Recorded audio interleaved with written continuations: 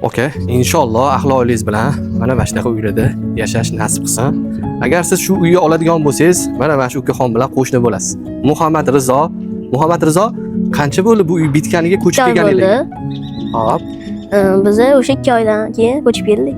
Bu yerda adiylarni o'zlari qurib, bitqazganlar, hammasi yaxshi sifatli narsalardan qurilgan. Bir xil qurilgan. O'zining tepasida bo'lgansiz, to'g'rimi? O'zining tepasida. Manzilga aniqlik kiritamiz.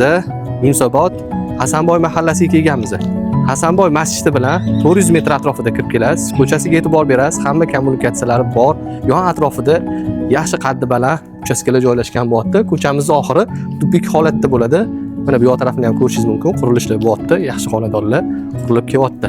Muhammad Rizo xonadonni sam bilan ko'rishdan oldin men qisqacha ma'lumotini beraman. Fasadi 10 metr, ichkariga 30 metr bo'ladi. Ikkita chiroyli loyiha asosida xonadon qurilganiga e'tibor berasizlar. Bismillah deb sekin xonadonni ko'rishga davom etamiz. Keling aka, sizni obunachilaringiz nasib qilsin. Rahmat. Bismillahirrohmanirrohim. Shu videoni ko'rib turgan hammaga inshaalloh shu bolaga qo'shni bo'lib, ahli oilangiz bilan yashash nasib qilsin. Men hovlisiga e'tibor bering. Keng razmerda uzungina joylashgan bo'lyapti. Pastki tarafidan boshlaymiz obzorimizni. Qaytishda sizlar bilan asosiy binoni ko'rib chiqamiz. Yozgi oshxonasiga e'tibor berasiz. Juda chiroyli loyiha asosida qurilgan bo'lyapti. Hamma kommunikatsiyalariga ega. Bu tarafda mehmonlar uchun hojatxona joylashgan. Ko'rishingiz mumkin. Chap tarafimiz yog'i kladovka sifatida ishlatishga alohida xona ham qo'yilgan. Qariyalarni ham o'ylanganda bu yerda proyektda birinchi qavatda qariyalar uchun yoq tarafda xona qilingan. O'rimizdagi birinchi xona bu kladovka xonasini ko'ryapsiz. Bu yoqda chap tarafimizda yotoqxona joylashgan bo'ladi. Ana Muhammad Rizo sanuzil eshigini ochur. Kengligiga e'tibor bering. Hamma narsasi sifatli narsalardan ishlatilgan. Xonasi ham kenggina xona bo'lyapti. Endi siz bilan asosiy binoni ko'rib chiqamiz. Otaxon onaxonlarimiz mazza qilib yashashadi inshaalloh. Bitta like bosib keting aka. Ota-onaning duosini olgan holatda shu xonadonda mazza qilib yashash hammamizga nasib qilsin shunaqa xonadonlar. Videomiz uzoq bo'lyapti, rozi bo'lasizlar. Vaqtingizga inshaalloh ko'rganingizga achinmaysizlar.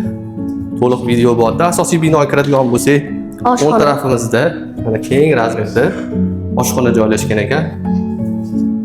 Keyingi xonani mana Muhammad Rizo bilan birgalikda yo'q tarafida yotoqxona. Yotoqxonami? Isitish tizimlari qanaqa holatda? Radiatorni ko'rdim. To'pli poli ham bor, to'g'rimi? Hamma polni.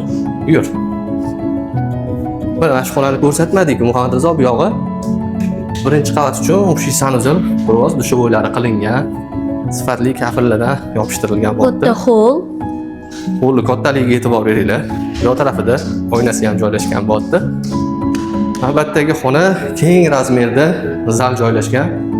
Qarang, oynalarni hovliga qaragan, yorug'liklar tushib turibdi. Remontlariga ham juda chiroyli e'tibor berilgan. Endi sizlar bilan birgalikda ikkinchi qavatni ko'rib chiqamiz. Ikkinchi qavatga ham chiqib oldik. Muhammad Rizo, bu qaysi joy? Hol. Ikkinchi qavat uchun hol joylashgan bo'lyapti. Remontlariga ham e'tibor berasizlar. Muhammad Rizo, sen ko'proq uyda qaysi xonalarda vaqtingni o'tkazasan? O'zingning xonangdan tashqari. Oshxonada. Oyimga yordam beraman. Bahonada qornim ochib qolsa narsa yeyman. Gap yo'q ham, osh o'zi. Mashalloh, hammamizga mana shunaqa shirindan shakar farzandlar nasib qilsa, ko'ryapsizlar. Bu yog'i bolalar yotoqxonasiga mo'ljallangan bo'lyapti. Chap tarafimizda keng razmerda ikkinchi qavat uchun sanuzil joylashgan. Navbatdagi xonamiz ota-onalar yotoqxonasi, ko'rishingiz mumkin, romlari ko'chaga qaragan. Bu yoqda ham keng razmerda dushovoylari bilan sanuzil joylashgan bo'lyapti. Chap tarafimizdagi navbatdagi xona bolalar yotoqxonasi uchun mo'ljallangan, ko'rishingiz mumkin. O'ng tarafimizda yana bitta yotoqxona joylashgan.